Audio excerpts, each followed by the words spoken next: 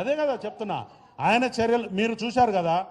ఆ సిపిఆర్ చేపిస్తున్నారా పోలీసులు?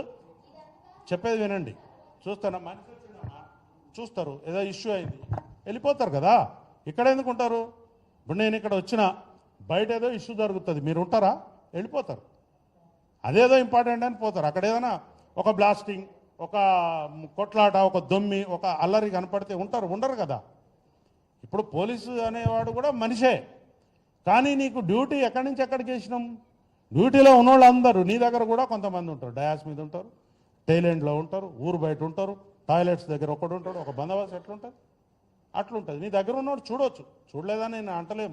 మేమేమి మానవాతీత మనుషులం కాదు. ఒక ఫిలిం హీరో అక్కడికి వచ్చిందంటే చూడడానికి ఒక ఛాన్స్ ఉంటుంది. మరి అట్లనే ఒక లీడర్ ఎవరైనా వచ్చిందంటే ఆయన దగ్గర పోయి చూడాలి, టీవీలలో పడాలని చాలామంది పోతారు. మా వాళ్ళు కూడా ఒకళ్ళిద్దరు పోయి ఉండొచ్చు, కానీ డిప్లాయ్మెంట్ చేసిన ఫోర్స్ మొత్తం అక్కడికి పోయింది అని చెప్పడానికి వాళ్ళ దగ్గర ఆధారం ఉందా? లేదు. ఎవరు?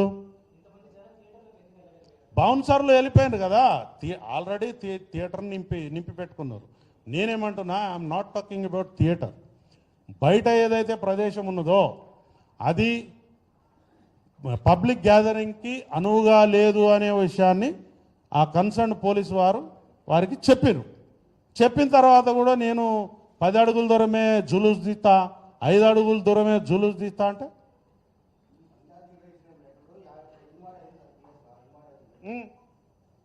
సో ఇన్వార్డ్ అయితే ఏంటిది? సో చెప్పండి, ఇన్వార్డ్ అయింది, నేను చూడను, నాకు 4 రోజులు టైం పడుతుంది. What is the responsibility of the officer? ఎట్లా పంపుతారు? చెప్పేది వినండి. ఆల్రెడీ నువ్వు పబ్లిక్ గ్యాదరింగ్లోకి వచ్చేసినావు, నీ చుట్టూ ఒక 5,000 మంది ఉంటారు. నా దగ్గర ఉన్నది 20 మంది 30 మంది స్టాఫు. నేను 20 మందితో నేను 5,000 మందిని కంట్రోల్ చేయగలుగుతానా?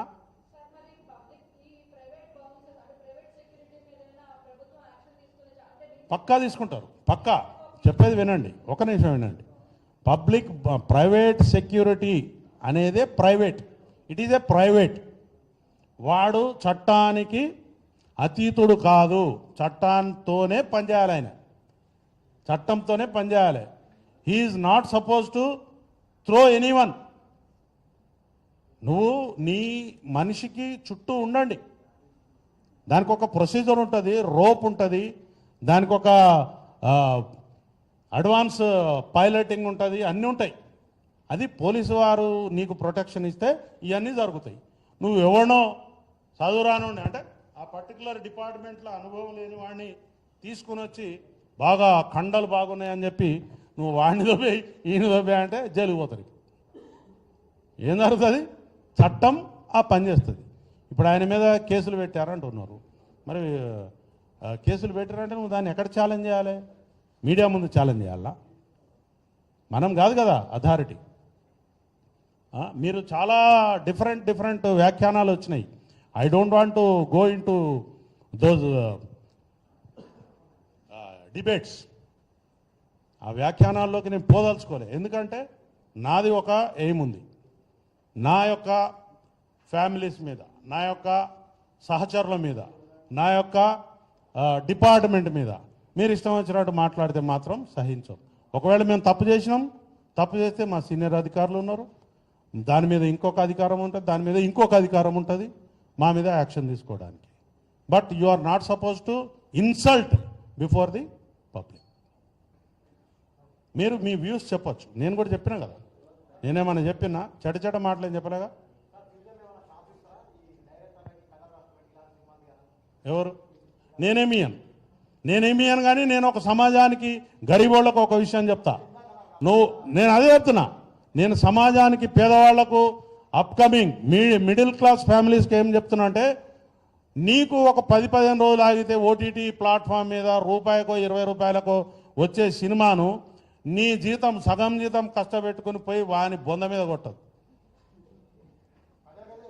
ఒకటి. రెండోది ఏంటంటే, నా పిల్లలకు చెప్తున్నా, నేను పేద వర్గాలకు సంబంధించిన మిడిల్ క్లాస్ వర్గాలకు సంబంధించినటువంటి పిల్లలు ఎక్కువగా ఊహించుకోకండి నీ హీరో గురించి, ఎక్కువగా ఊహించుకోకండి నీ హీరోయిన్ గురించి, ఎక్కువగా ఊహించుకోకండి నీ యొక్క పరిస్థితుల గురించి. నువ్వు, నీ కుటుంబం, నీ తల్లిదండ్రులు, నీ బజారు, నీ యొక్క ఊరు మాత్రమే ఇంపార్టెంట్. ఈ బాగు చేసుకోగలిగితే మన సమాజం చాలా గొప్పగా వెళ్తుంది. పారంజిత్ లాంటి ఒక సందేశాత్మకమైనటువంటి చిత్రాలు ఇచ్చే వాళ్ళు డైరెక్టర్స్ ఉన్నారు. అట్లాంటి సినిమాలు చూడండి, 2000 కాదు 4000 పెట్టి చూడండి, నీకు కొన్ని విషయాలు తెలుస్తాయి.